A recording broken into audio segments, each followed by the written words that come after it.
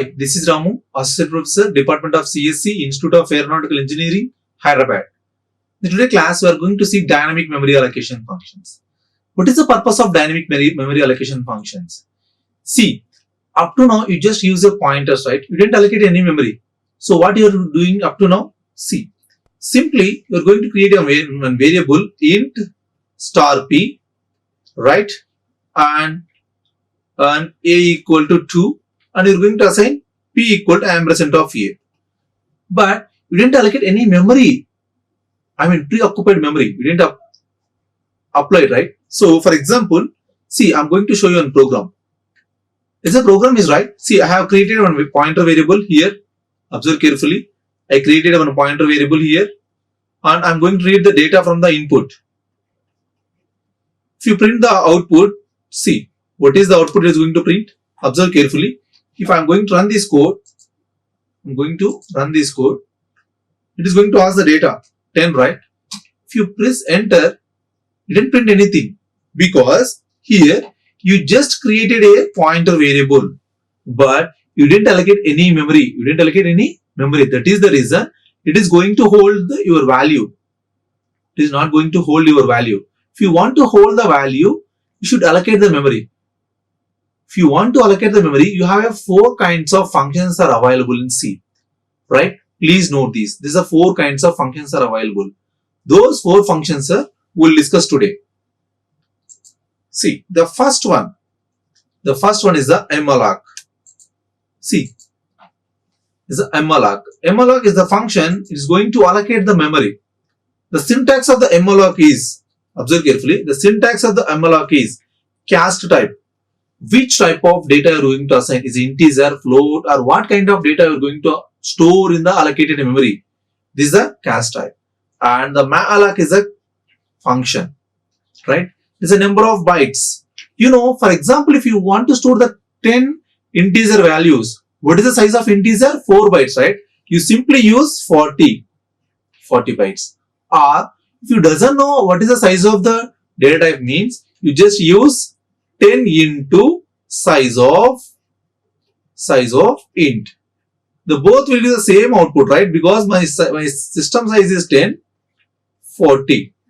For example, here they have given an example. In this example, observe clearly, ptr of star pointer means I'm going to store the integer type.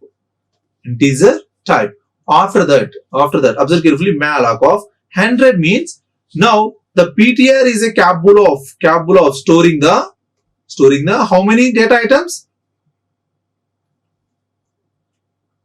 100 data items. Which type? Integer type. Yes or no? For example, observe clearly. In this given example, they are going to allocate the 20 size of data item. See, if you allocate the data, observe carefully, if you allocate the data, malloc of, what is the type? Integer type. I'm going to store the integer data. Int star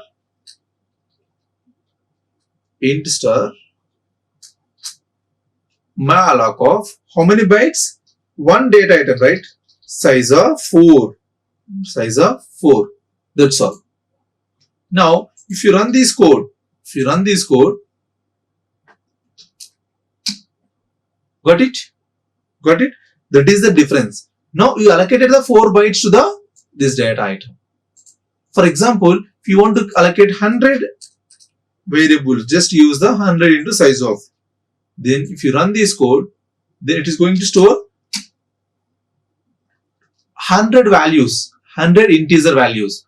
Then increment p++, then you can store one more value. P++, you can allocate one more value like that. See, if you want to see the size of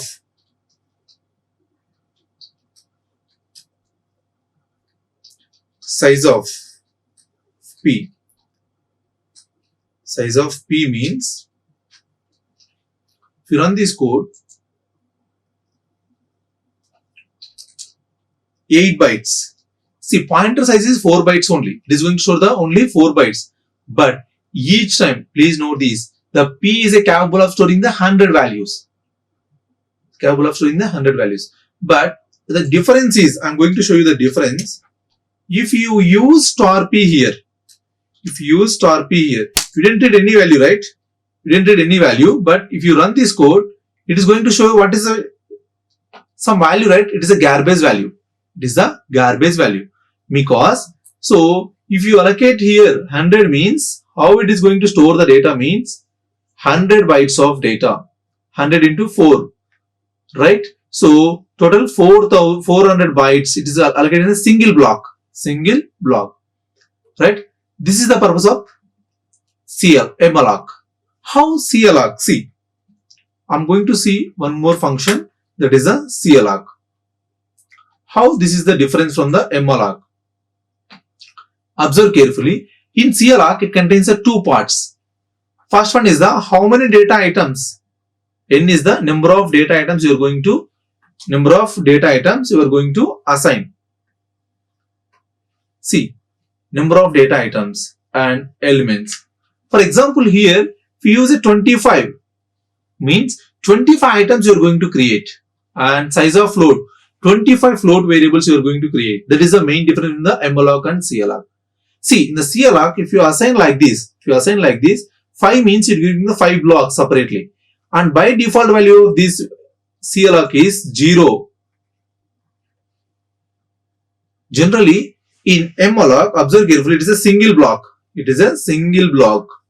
But here, it is going to give the 5 blocks. That is the main difference between the malloc and malloc.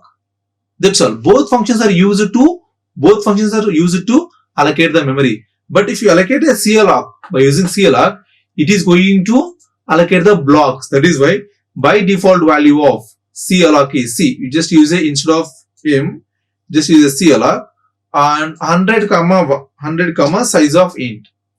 So size of 4 means integer. You just use a int. That's all. Both are same. See, if you run this code,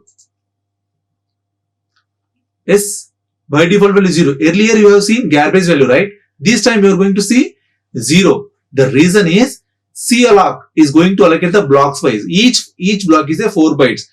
The compiler understood, yes, it is an integer, that is a 4 bytes. So by default value is 0.